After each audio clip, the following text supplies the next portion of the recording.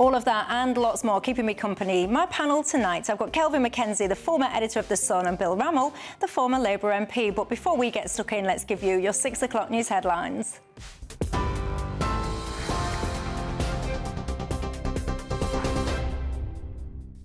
Michelle, thank you, and good evening to you. The top story tonight at 6. The Bank of England has cut interest rates to now 4%. It's the lowest level in more than 2 years, but only after a razor-thin vote. It's the 5th cut since last August and will bring relief to some mortgage holders. But savers could see smaller returns. Governor Andrew Bailey called the move finally balanced and warned future cuts will be gradual and careful amid rising food prices and weakening jobs market. Inflation is now expected to peak at 4% also in September, double the bank's target, while GDP growth has, well, all but stalled. And economists are warning the chances of another rate drop this year are fading fast, but the Chancellor has said the cut is still welcome news. Interest rates have now come down 5 times since Labour came to office, in part because of the stability that we've managed to return to the economy after the chopping and changing, the mini budget under the Conservatives and Liz Truss. And what that means, that 5th cut in interest rates, is that if you're taking out a mortgage for £215,000, you're going to be paying on a variable rate around £140 less a month than when we came to office just over a year ago. So this is good news for people wanting to get on the housing ladder, people remortgaging, and also businesses borrowing to grow. Also tonight, the UK's new one-in, one-out migrant deal with France is officially underway. The first Channel arrivals now in detention. Footage and photos show migrants in life jackets disembarking in Dover just hours after that scheme came into force. Under the 11-month pilot, every illegal arrival could see one approved asylum seeker brought in via a safe route. But critics say it won't go far enough. The Home Secretary, Yvette Cooper, though, says no one should be in any doubt. New arrivals face immediate detention and possible return to France. Well, the pilot has now begun, and the first migrants who arrived on small boat are now in detention. That is the first step to removing them to France, because no one should be making this journey in the first place, and that's why this is now starting the process to return people and to undermine this vile trade in people. We won't provide operational details at this point that criminal gangs can simply use and exploit. But no one should be in any doubt. Anyone who arrives from now on is eligible for immediate detention and return. And this pilot will now build, because we are determined that no one should be making this journey. Israel's Prime Minister is pushing for a full military takeover of Gaza. That's despite warnings of catastrophic consequences. Benjamin Netanyahu is currently meeting his security cabinet to seek approval for a phased reoccupation plan, saying it's the only way to remove Hamas and liberate the people of Gaza. But the United Nations, international allies, and as you can see here, families of Israeli hostages gathering outside where that security cabinet meeting is taking place, fear that the move could cost innocent lives and derail rescue efforts. Reports also suggest the plan would begin with mass evacuations from Gaza City, followed by military operations and a 5-month push to regain control. And France is battling its biggest wildfire in 75 years, a blaze now larger than Paris, and it's still not under control. More than 2,000 firefighters are fighting the flames with water bombers and army troops on the ground. One elderly woman has sadly died, 3 people missing, and 11 firefighters are injured. And with villages destroyed and blackened hills stretching for miles, President Macron says all of the nation's resources are being mobilised. And a Trump-Putin summit is back on the table and could happen within days. The Kremlin says the location for those talks has been agreed, just as Trump's ceasefire deadline for Russia is set to expire tomorrow. Trump says there is a good prospect of meeting both Putin and Volodymyr Zelensky, but warns he's not calling it a breakthrough. He's just, quote, here to get it over with. Ukraine's president, meanwhile, says he is open to talks, while Russia has left the idea of that 3-way summit without comment. Despite looming US sanctions, Russia's airstrikes are continuing, meaning hopes of peace by Friday remain slim. That is the news on GB News. Stay with us for plenty more right here with Michelle.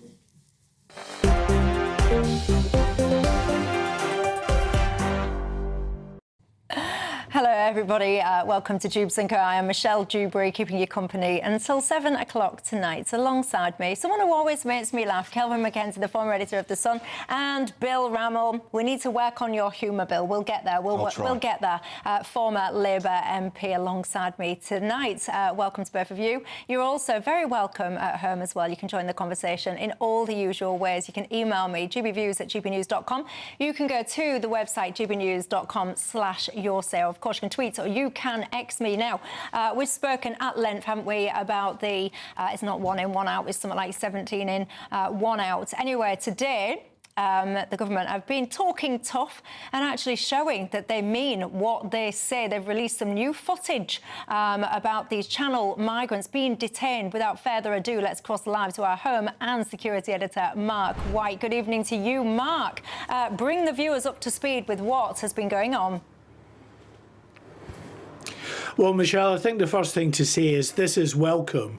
Any transparency, the government giving us an ability to look at areas and places we don't normally get an opportunity to see with regard to the migrant crisis, which is a really big issue for people right across the country. The first video we want to show you is at the Western Jetfoil at Dover Harbour. Now, this is familiar to our audience because this is where we film, where I'm normally on the cliff tops looking down on this from afar, is where the Border Force vessels come in, the migrants come up the gangway and then into the tents, the marquees there, and other sort of prefab buildings in that area. And there they're medically assessed, triaged, just given that sort of initial cursory sort of examination before they're then moved on to the next video we can show you, which is the Manston detention processing centre, I should say, just further up the coast near Manston Airport. And this is a bigger facility, and it's normally up to 48 hours that the migrants are held there. Lots of facilities aimed at gaining as much information about these people as possible, biometric data such as fingerprints, DNA, and alike. Because remember, the people smugglers tell these people to throw away their passports and other identifying documents. So it could be a real job trying to gather as much information and bottom out who might be a threat to national security. Now, we can show you another video of an immigration detention centre, removal and detention centre. These are migrants that have been chosen for removal to France, and they are being taken to the detention centre. So they are not, as normally is the case, being bussed off to a hotel near you, or indeed a house of multiple occupation, as is increasingly common. A bit of a shock for these individuals, I'm sure, as they are taken not to that hotel or other accommodation, but to a detention centre. And there they will stay until they can be removed. The other video that we can show you, again, just shows part of that process, vehicles coming in to that detention centre. We think this may be Harmondsworth near Heathrow Airport. The Home Office not confirming that, but my eagle eye tells me it might be. And as I say, they will be there, Michelle, for some time. The French have 2 weeks to respond to the UK government, to accept those that have been listed for return to France. They can veto that. It doesn't quite work the other way, it seems, but the French can veto that. And of course, all the while, if these people get acting on their behalf, human rights lawyers, the NGOs and activist groups, then it could be potentially appealed and bogged down in the courts. Now, Yvette Cooper today said she didn't think that would happen, that France is a safe country to return these people to. But there's all kinds of avenues within the Human Rights Act that these human rights lawyers and associates have been become very expert at being able to find the best possible way of ensuring that they get their clients, that those that they're representing get to stay, such as I'm sure they could put in and will put in an argument that even though they may be going to the safe country that is France, there is a risk they could be then returned to another country that is not France. That's the kind of legal argument we've seen rehearsed in the years past under the Conservative government, where they tried and tried and tried to get the Rwanda scheme off the ground and never quite managed it before they lost office. Interesting stuff. Mark White, thank you for that update. Kelvin McKenzie, what do you think? I've found the film of watching of those migrants coming in to our nation quite gut-churning, to be honest. Forget about the verbiage that went with it. After all, at the best estimates, it's 1% of one in, one out. It's around about 50 based on, 4,000 a month. Therefore, it's neither here nor there. And in fact, you could argue, depending on whether Mark Wright's piece is accurate or not, that once the lawyers get together, it'll be one in, no out. So I take this to be a piece of PR for the summer, on the basis that this is normally the busiest time across the channel. And Labour have got to say something. They tried saying smash the gangs, that didn't work. So why don't we throw in a bit of one in, one out and hope for the best? And that's where we are. But what's upsetting is that film like this is going out on every airwave, on every news network, every night now, one way or another. And we're no further forward. And by the way, I'm not blaming Labour particularly for this. I blame them because they don't admit that they've got no idea. I blame the Tories. And so I feel desperate, to be honest. Bill? No, I don't feel desperate. I think this is really welcome. And no other government has achieved this, of actually getting a deal with the French to return illegal migrants to France. This was actually a deal that Robert Jenrick proposed when he was immigration minister to Rishi Sunak, and the Tories could never deliver it. So I think it is really welcome. The fact, Kelvin, that it's going to be televised with this footage, I think is equally welcome, because that creates a deterrent.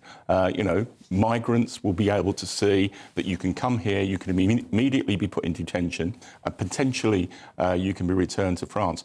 And yes, it's going to start small.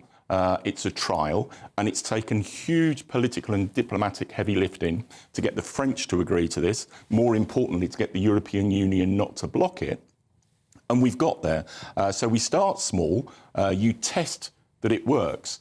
And then this, alongside the border security bill, which is now coming out of the House of Lords. You know what? And the ramping Bill, up I've been sitting opposite you. Bill, I've been sitting opposite you when you embrace smash the gangs, right?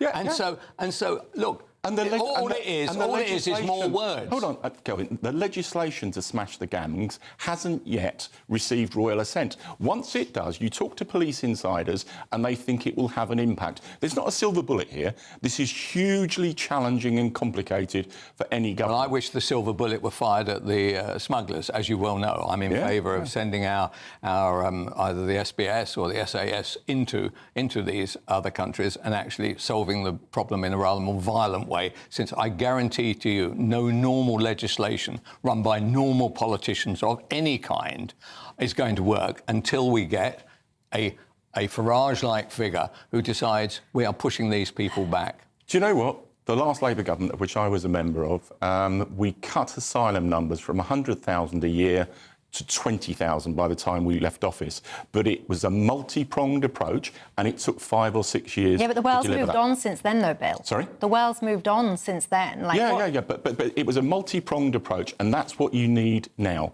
There's no silver bullet.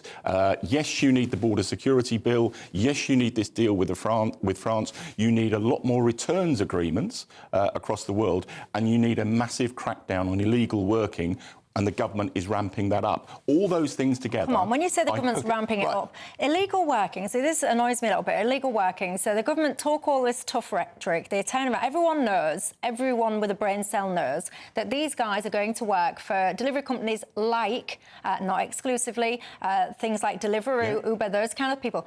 The government wouldn't even share the data of these asylum hotels with those companies initially. It turned around and said, oh, you know, we've got to respect confidentiality and safety, etc., of the residents of those hotels. It was only after a massive backlash, public backlash to that information, that they then U-turned and went, yeah, all right, then, we'll give you that information. Now, if you were serious as a government about clamping down on illegal working, you wouldn't need random public opinion to force you to U-turn, because that would be your point A starting position. But it hasn't been random public opinion. You know, the number of... They wouldn't give them the information, The number Bill. of hits on illegal working has gone up threefold since Labour came to office, because there's focused effort. Well, sorry, that's a threefold increase of people being identified and prosecuted and dealt with. I'm not talking about identified, prosecuted and dealt with. I'm talking about we have a current visual situation.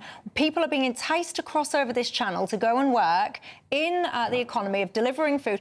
By the way, I often question, I find myself questioning, who are providing these very high-powered electric bikes to these men? Because these things are not cheap. Apparently, these guys haven't got no money apart from 40-odd quid a week that we give to them. So where are they getting these bikes from that can often cost thousands of pounds? Who's looking into that? But at the end of the day, when everybody knows that these companies are taking on these men, to refuse or not to have as your starting position that we are going to be an open book with this data to these companies, that as my starting point. It wasn't this government's starting point. Nobody will convince me that it was. It was only because of a backlash, a public backlash, that they U-turned on their policy. Well, the government set out with the objective of significantly increasing the number of hits on illegal working, and they've achieved that. Now, you know, that on its own won't resolve this problem, and it will take time. Yeah, you know, why won't you concede my point, Bill? If as a government you're serious... Because the government has responsibility for public safety, and, you know, that is within the midst... Don't make me laugh. If the government has got a responsibility for public safety, they would not be putting these men, many of whom seem to have some kind of predisposition to thinking that they can do whatever they want with the women of these countries. They wouldn't be putting these men in amongst the communities and putting women and children at risk if their primary concern was safety of the British public. Well, if you're going to resile from the Refugee Convention and simply not accept potential asylum seekers, fine. That's not the position of the government. It's not been the position of successive governments. You have to process the claims. You have to deal with the problem. You have to put in place a deterrent. That actually is the nub of it, though, isn't it? That actually we are now taking refugees from any place that there is a war. If you're a genuine asylum seeker or a genuine refugee, why are you throwing your identification documents in the channel there? No. What I'm saying is that anywhere where there's a battle going on anywhere in the world, they will come here now, right? We seem to have a massive problem. But don't you think 50,000 people a year is a lot of people, Bill? You seem so relaxed about it. I am not relaxed about it. I am steaming mad about it. And I'm angry and I'm not relaxed, but I believe in practical solutions to deal with the problem. You believe in process, but you believed in smash the gangs. We had the conversation on that. That didn't work, and now we have one in, one out. It's rubbish, Kelvin. It's not that it's not worked. The legislation... You saying that smash the gangs, actually, once somebody starts signing something, is actually going to one day we're going to wake up and say, oh, there's not 4,000 this month, there's 400. Yeah. Do you believe that will happen? Once the legislation is in place and the police have got those powers to go after them, then I think... No. In part, it will make a difference. No, it won't make any difference. The other things that it won't make any difference, because that's over here. Over there, they are running riot, and you know that. Just as a reminder, of course, these crossings are up about 50% where they were previously. So you can be the final judge as to whether or not you think this the farce that is smash the gangs will work or not. But tell me, that footage, when you see the footage of those men decked out in the brand new clothes that you've paid for, do you actually sit there and go, yes, this is what we need, it's finally going to work? Or not? Do you need more convincing? Get in touch. Join the conversation all the usual ways after the break. Have you ever felt guilty for being British?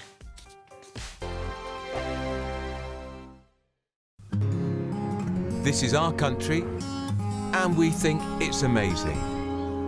From high tea to the high street, we love it all. Even the rain, we like that too.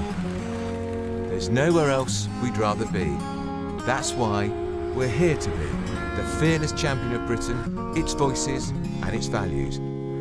Because we are GB News, the People's Channel, Britain's news channel.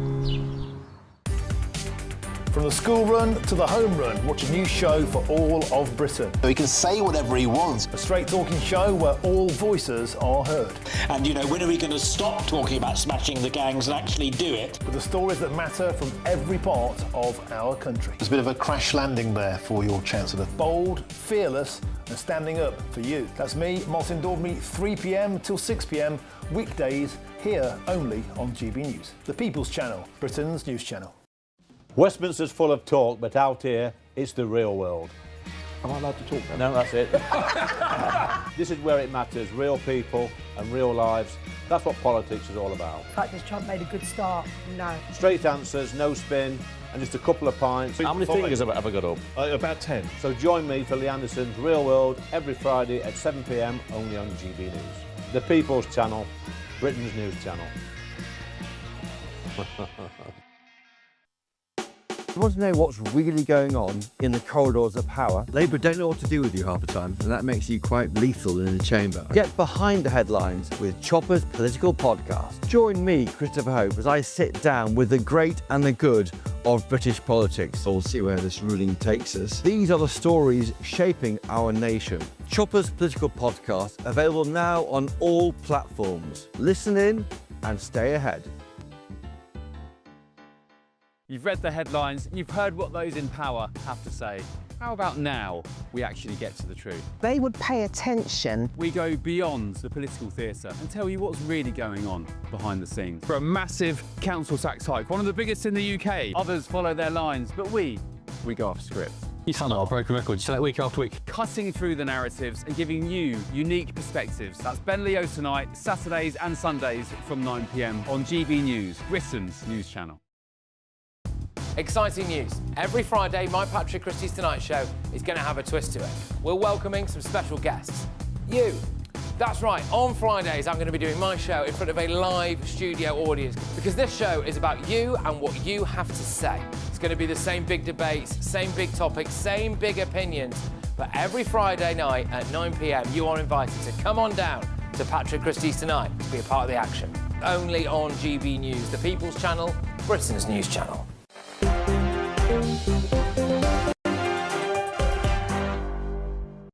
Hello everybody, Michelle Dewberry, till 7, Kelvin Mackenzie and Bill Rammell alongside me. We've just been talking about this new footage of these detentions now when it comes to these illegal migrants crossing the channel.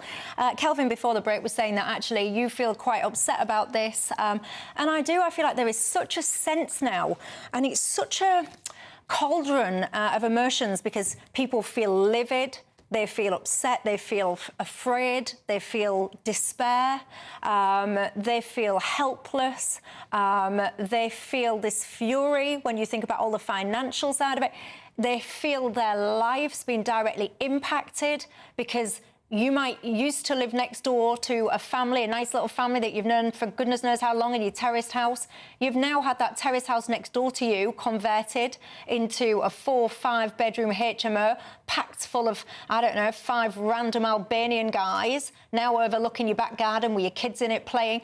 The consequences, direct consequences to people's lives are palpable on this one. Absolutely. They've got to get this right, Bill. Got to get this absolutely. right. But what you don't do is lie to people and say it can be resolved in a matter of months. You know, I quoted the experience of the last Labour government. It took 5 or 6 years to drive the numbers down. It will take that amount of time this time, but I think building blocks. But I'm also against illegal migration, right? I just want to have a pause. I don't care.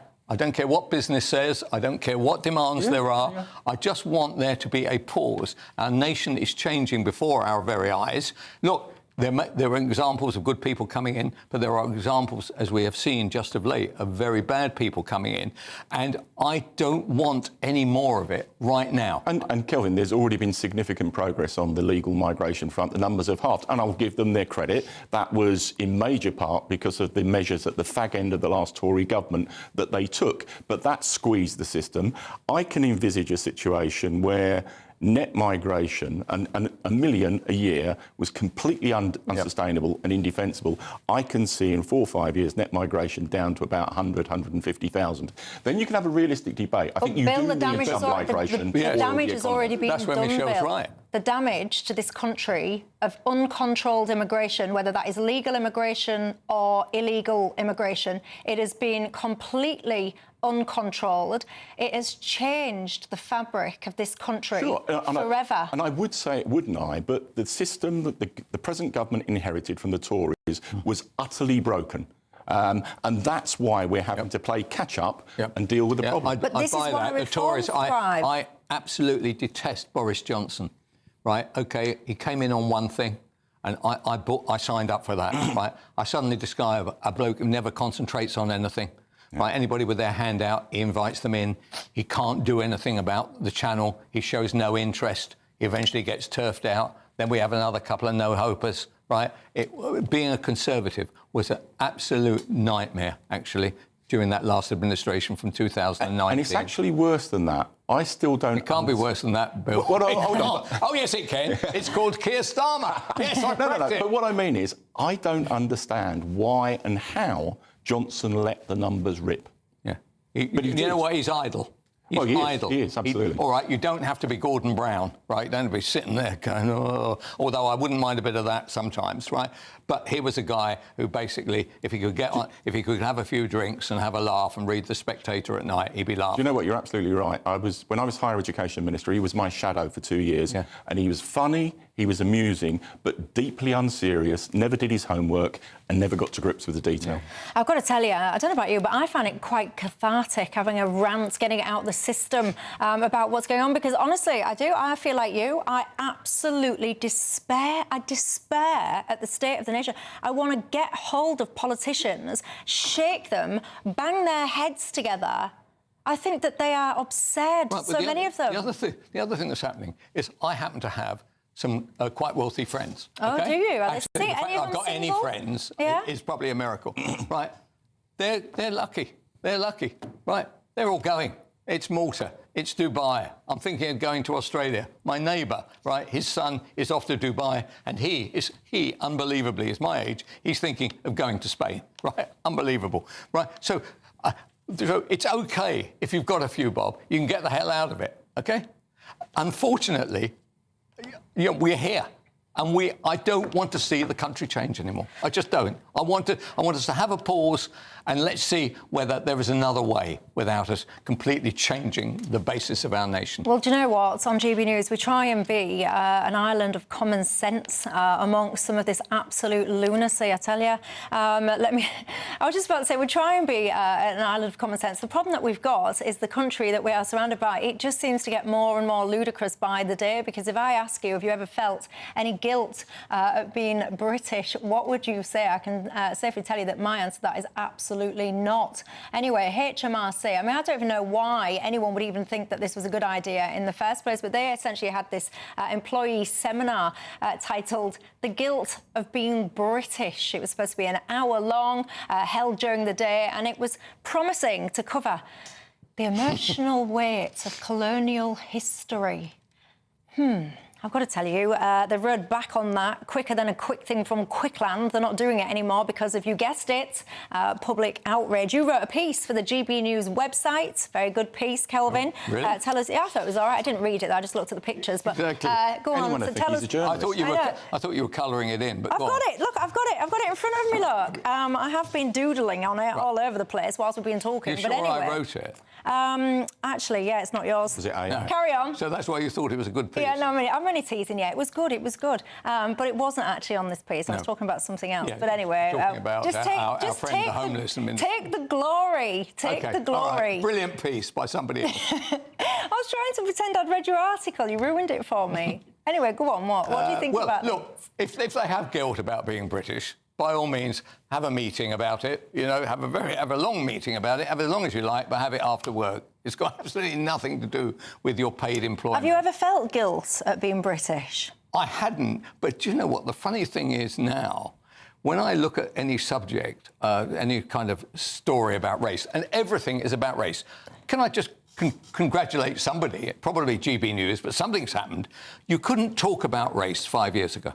You could not talk about it, not for 1 nanosecond, and immediately you talked about it, you were a racist, right? No, you're wrong. White people couldn't talk about race. Everybody else could make everything about race. The black and brown community, I totally accept that. Nobody white could say a word about it. You're a racist, and that's the end of it. Now, you can't talk about anything else. Right, it's absolutely fantastic. There are so many stories. There is not one single article in the world that doesn't have a race connotation. Either the white people are pushing back against the brown view, or the brown view are pushing against the black view, or if you're in a place like India, for instance, everybody's pushing against everybody else, but based on religion. So in this case here, they have no right to worry about colonial stuff like that. All they need to do is go to work, do their jobs, and if they have some friends who are feeling like they do, by all means, actually, if they were Muslims, they wouldn't go down the pub, but if they were Hindus, go down the pub, talk about it down there, feel a bit better, go home, right? What on earth has it got to do with your paid employment, whether you have emotional guilt about this, that and the other? I just want to give you a little bit more context about what this seminar actually was supposed to be intended as. A powerful, interactive and reflective listening circle exploring the emotional complexity of being South Asian and British.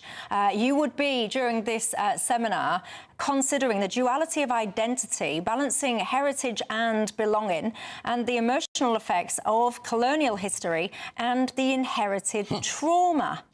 I mean, I don't mean to be moaning. You see, moaning. I would get fired from it. If I was an employee of one of these organisations, I'd get fired. Because if my boss turned around to me and went, right, Michelle, in your diary, I've put an appointment from 1 till 2, and you're going to sit in a listening circle talking all about inherited trauma from goodness knows how many years and decades and centuries ago, I would just burst out laughing. I wouldn't be able to attend such listening circles. I welcome the fact that HMRC have banned this meeting. My understanding was it was a staff network that organised it, and it was in the staff's own time, taking a lunch hour early to do it. However, it has been banned, and I think the juxtaposition of this meeting, whilst HMRC is one of the worst performing public services that there is. Try ringing HMRC. And I also think that for the organisers of this to talk about white British guilt, I kind of feel, get over yourselves.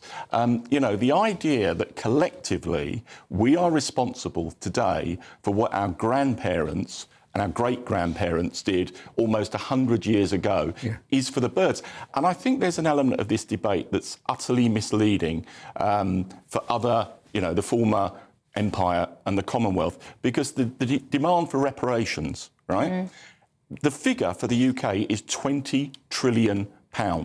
That is 20 times the public spending of the UK. The idea that any government is going to give that amount of money is just utterly misleading. I know, but I blame people who campaign on the issue. I blame some of your ilk, universities, because I think one of the reasons that we are so ridiculous and that we sit there having listening circles to understand people's trauma. By the way, if you want to go counselling, by the way, because you've got inherited trauma, I'm not mocking that. Go and get some counselling.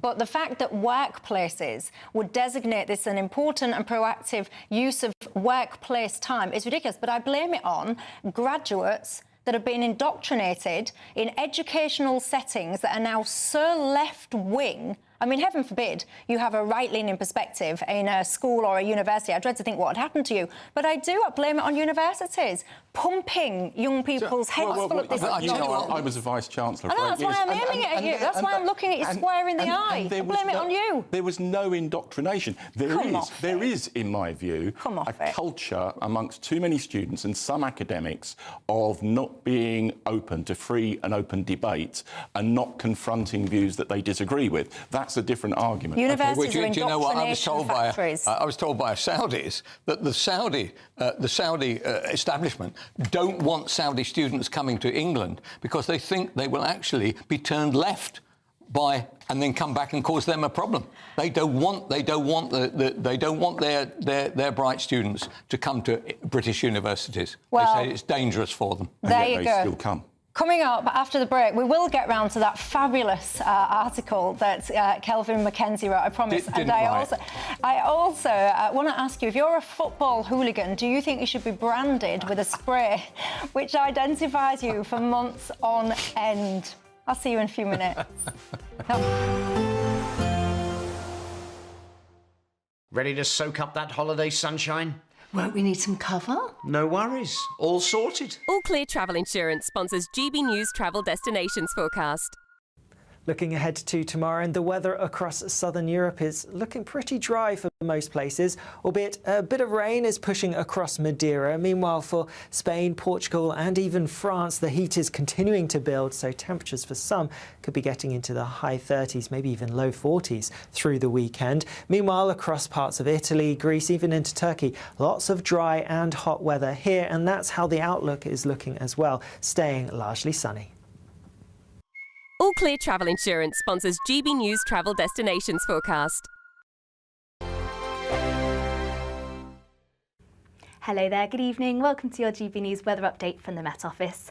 As we head into tomorrow, it should be a brighter day for many. That's away from Scotland though. Blustery rain is set to continue, but where we do see any sunshine, it is going to be feeling warm. Back to this evening though, and there's still plenty of cloud out there, particularly where we see this cold front edging its way southeastwards, and plenty of isobars on the chart towards the north too, so a blustery end to the day and a blustery night to come, particularly across parts of Scotland. But elsewhere across England and Wales, much lighter winds, and it's likely we'll see quite prolonged clear skies at times, but outbreaks of quite heavy rain at times across northwestern Scotland set to continue. But what you will notice, it is set to be quite a mild night. Many towns and cities across the south not really dropping much past 14 to 15 degrees Celsius.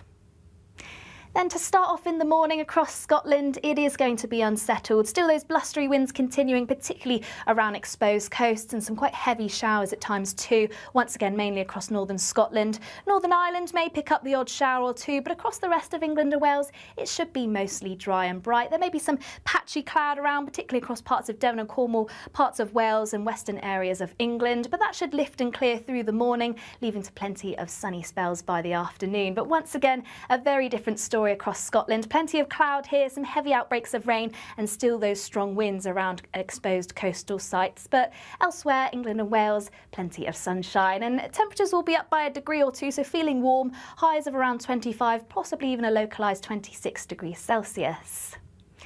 Heading into Saturday, once again, much of England and Wales will see a rather settled day, but we do have this system slowly edging its way southeastwards. Once again, it could be quite blustery here with some showery outbreaks of rain, but any showers largely fizzling away, so many of us seeing a dry and bright start to the weekend. And that theme is set to continue, and temperatures are on the up. Possible heatwave conditions early next week, but otherwise, that is it from me. Bye-bye.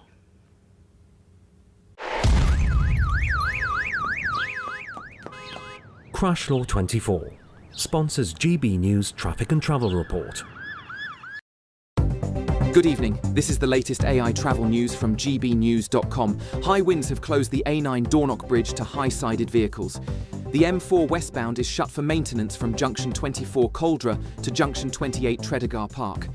In Cumbria, one lane on the M6 southbound between junction 44 and 43 is closed after a vehicle hit a bridge, with congestion expected to ease by 8:15 tonight. A vehicle fire affects the A27 westbound in West Sussex, causing lane closures and 30-minute delays. And on the trains, Great Western Railway faces disruption between Reading and Wokingham, while London North Western Railway reports reduced service between Bedford and Bletchley. For more travel news, go to gbnews.com. Crash Law 24 sponsors GB News Traffic and Travel Report.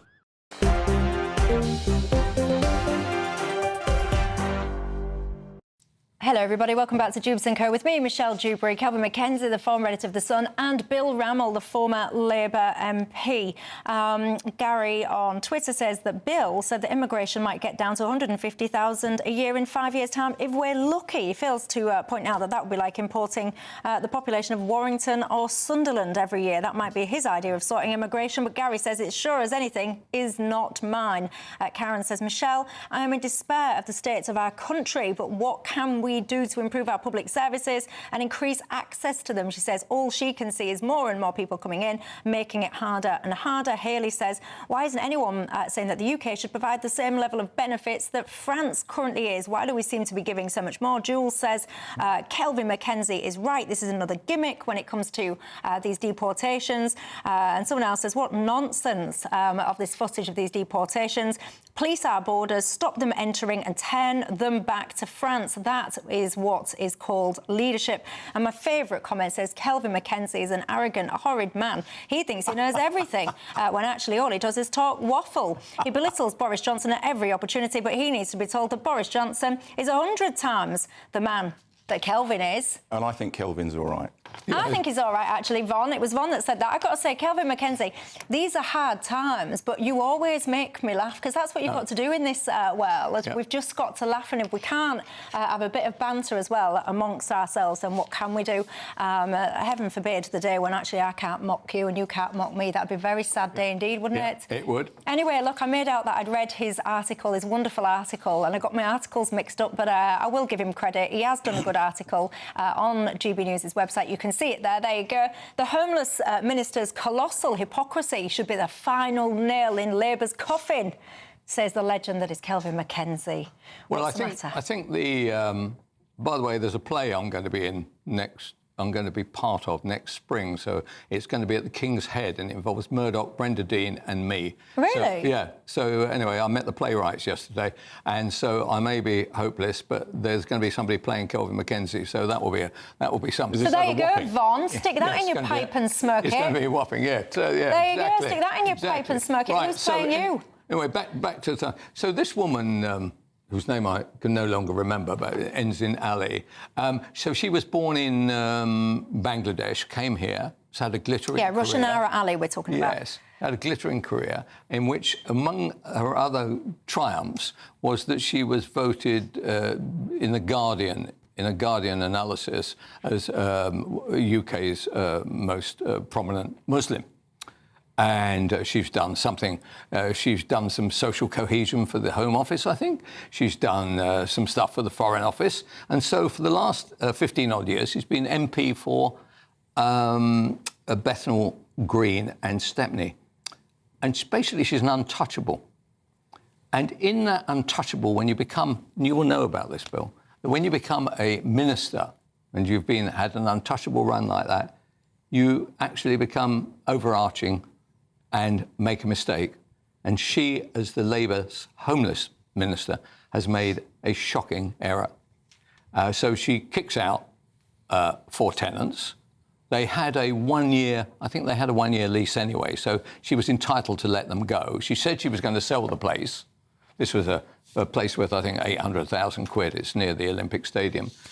She failed to sell it, and so she put it back on the market for $700 a month more. Right. Now, none of this matters, really, because actually all of what she did was legal.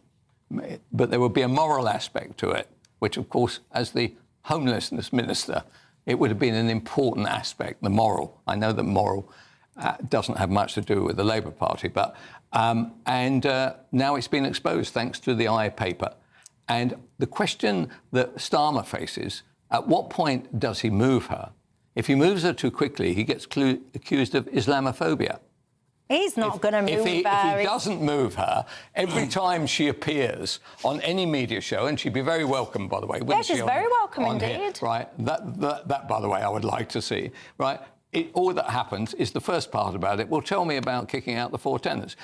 So she is done for. Actually, her career is now at an end, and. Perhaps, Bill, you know how the politics of this works. Well, I think it's a bit more complicated than that. I mean, I've only read the story today. The tenants left voluntarily because she made it clear she was going to sell the property. Which is true, by the way. You're allowed to do that even under the new Renters Act. No, absolutely. But they chose to leave. She then tried to sell the property, couldn't, and re-let it with new tenants. However, the question for me is the kind of due diligence before she was appointed as the homelessness minister. I think it is a real risk to appoint somebody who is a landlord because inevitably you'll be accused of having a conflict of interest. Yeah.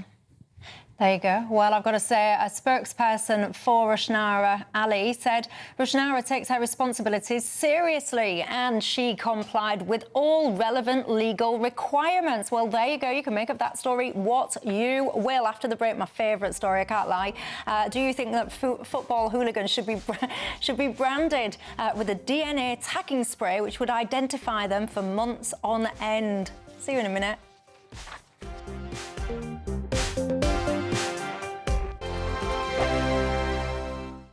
Welcome back to Britain's Newsroom with Andrew and Beth. Hello everyone, Patrick Christie is here. I'm Michelle Dewberry. Britain's News Channel. Access the stories that matter to you. Take the GB News family with you on any device. And as long as you have an internet connection, tune in to GB News anywhere on the planet or beyond. GB News, the People's Channel, Britain's news channel.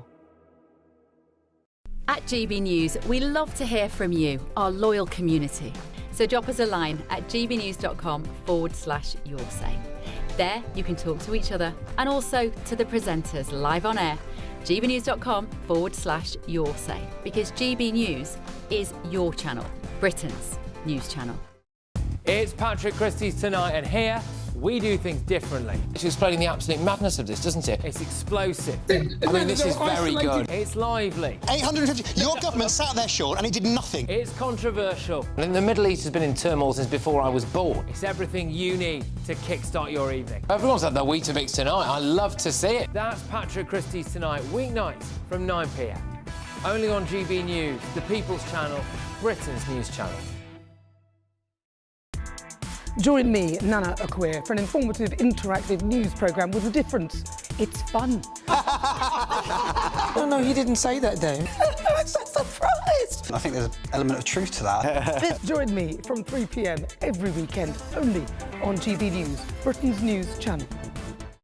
Good Afternoon Britain isn't just about us. The wonderful thing about this programme is it's about everyone watching. It's an interactive programme. Well, there absolutely is something to see here, and we're going to be talking about it more. Whether it's breaking royal news, please bring us up to date, or indeed a particularly punchy speech in the House of Commons. Very, very curious. We bring it to you live, and then we bring you live reaction as well. That's Good Afternoon Britain, weekdays from midday. Only on GB News, the People's Channel, Britain's news channel. In the GB Newsroom, we bring you the news as it happens. With our team of dedicated journalists across the UK, we're ready to keep you up to date with what's happening every half an hour, every single day. Bulletins here on GB News, the People's Channel, Britain's news channel. Mornings don't have to be tiresome, especially if you have the right company. Wake up to news as it happens, opinion and debate, and of course, a little bit of entertainment too. Because when the kettle's on, we're on. That's Breakfast on GB News, a show worth waking up for. Every morning from 6 a.m. Only on the People's Channel, Britain's news channel. We'll spread the news, you spread the word.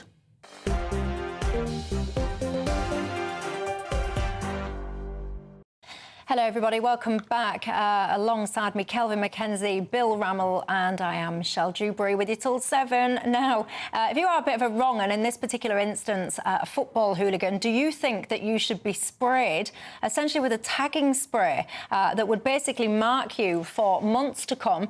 It would essentially be invisible to the naked eye, but if you happen to be wandering around with a UV lamp, you would be shining bright like a diamond, I think the saying goes. What do you think to this, Kelvin? Well, I'm a season ticket holder at Brentford and at Charlton, and we don't have trouble, right? You don't have fans? No, Well, actually, that used to be true of Charlton, but now we're in the Championship. We probably find some really big crowds turn up. But at Brentford, it's enormously middle class, and if anybody hit anybody, it would be an astonishing moment of violence, and I'm sure actually wouldn't happen. However, I quite like this idea, but I also like the idea. Why don't we extend it actually to anybody involved in violent behaviour when they're accused of violence? Why don't you can't do it when you're accused? Yeah, but it's effectively a form of branding. Well, once they've been convicted. Yeah, I was going to say, can't do it it's a form of branding. I like that idea. Well, I've always said, convicted, proven domestic abusers, I do think they should have some kind of visible tattoo on them so that as a woman you can spot these wrong-uns an absolute mile off and get away from them. But of course, that would never get past the human rights lobby. Why wouldn't that get past, by the way? Bill, I mean, you've been in government. If I was in charge of this country and I said, right, the policy that we're going to do today is convicted domestic abusers, you're going to have, I don't know, something tattooed on your forehead so that women a mile off can spot that you're a wrong-un. I wouldn't get that past civil servants. I wouldn't agree with it, but you could do it if you changed the law. Really? Yeah. I like it. OK, but that's very interesting. What kind of people... You see... Lawyers would have a field day with my little idea. I mean, how would I even get that passed? Legislated, because the lawyers, within a nanosecond... You'd have to elect enough MPs who support that. But on the substance of this, in principle, I think it's a good idea. I mean, Kelvin, you talked about your experience. I was shocked reading this, that there's been an 18% increase in football hooliganism in the last year, which I hadn't appreciated, and that is a concern. And if I think technology is advancing all the time in tackling crime. Facial recognition technology, stuff like this. The bit I didn't get was I thought they put it on your clothes. Well, you just get rid of your clothes. But by the look of those pictures, it goes on your skin as well. On you as well.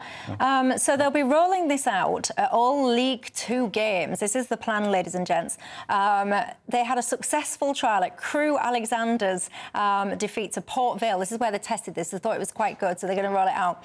Now, let's just test whether or not... Let's see who's on the same wavelength as me. It's probably going to be nobody.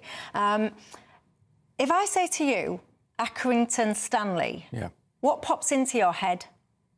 That they used to be...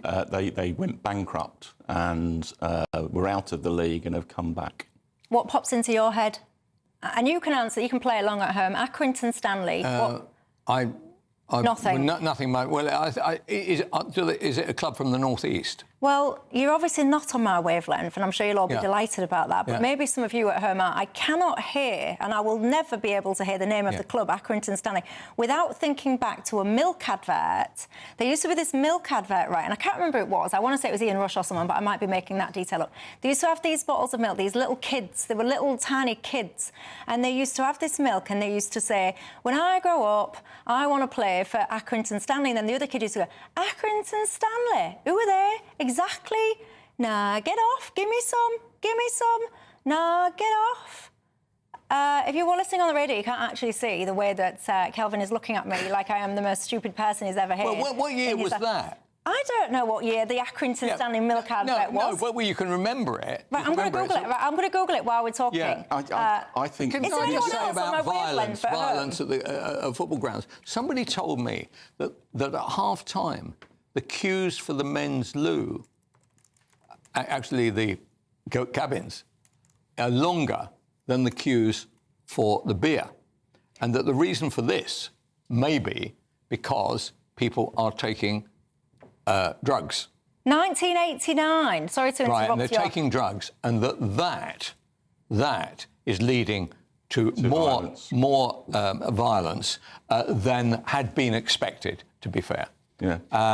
And I'm surprised that violence has gone up because whenever you go to these clubs, whenever you go to the grounds now, the people that are there are quite old.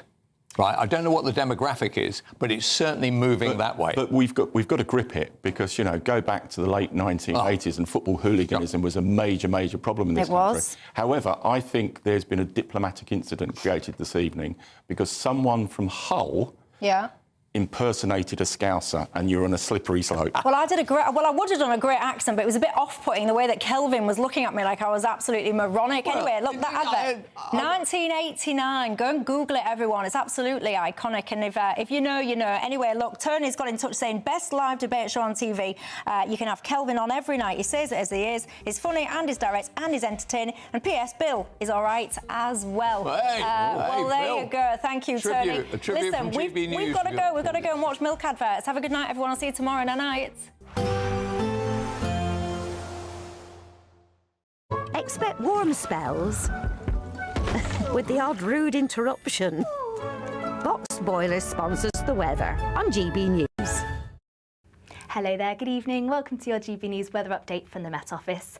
As we head into tomorrow, it should be a brighter day for many. That's away from Scotland, though. Blustery rain is set to continue, but where we do see any sunshine, it is going to be feeling warm.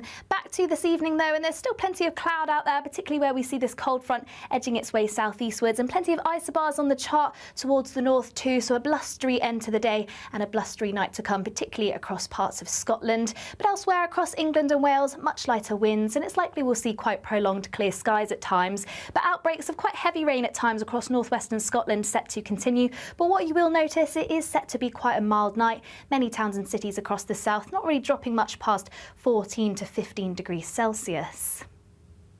Then to start off in the morning across Scotland, it is going to be unsettled. Still those blustery winds continuing, particularly around exposed coasts, and some quite heavy showers at times too, once again mainly across northern Scotland. Northern Ireland may pick up the odd shower or two, but across the rest of England and Wales, it should be mostly dry and bright. There may be some patchy cloud around, particularly across parts of Devon and Cornwall, parts of Wales and western areas of England, but that should lift and clear through the morning, leaving to plenty of sunny spells by the afternoon. But once again, a very different story across Scotland. Plenty of cloud here, some heavy outbreaks of rain, and still those strong winds around exposed coastal sites. But elsewhere, England and Wales, plenty of sunshine, and temperatures will be up by a degree or two, so feeling warm. Highs of around 25, possibly even a localised 26 degrees Celsius. Heading into Saturday, once again, much of England and Wales will see a rather settled day, but we do have this system slowly edging its way southeastwards. Once again, it could be quite blustery here with some showery outbreaks of rain, but any showers largely fizzling away, so many of us seeing a dry and bright start to the weekend. And that theme is set to continue, and temperatures are on the up. Possible heatwave conditions early next week, but otherwise, that is it from me. Bye-bye. Expect warm spells with the odd rude interruption. Box Boiler sponsors the weather on GB News.